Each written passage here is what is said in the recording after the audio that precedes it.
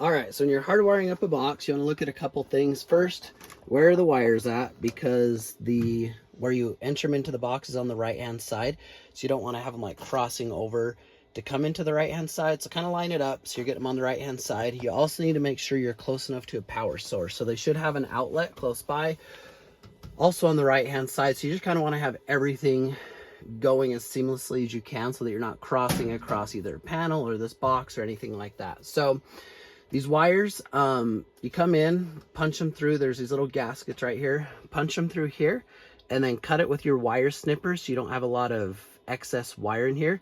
Cut it with your wire snippers. Then I get a utility knife to split the sheathing or casing around the outside. Split it, kind of tear it back, and then you'll have your 2, sometimes 3 exposed wires, with typically 2 wires. We did red hot or positive and white negative.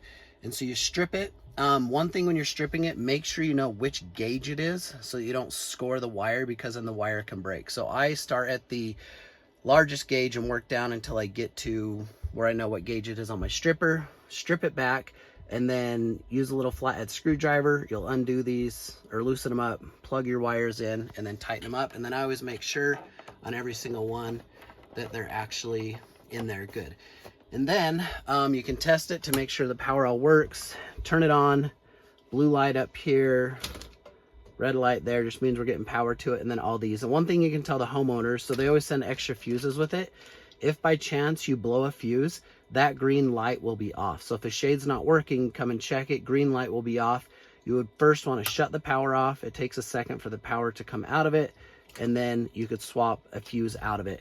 And then when you're wiring the shades to this, I always leave it unplugged and off, because if your wires touch upstairs when you're wiring up the shades, it'll blow the fuse. So just leave it off while you're wiring up the shades. And that's it.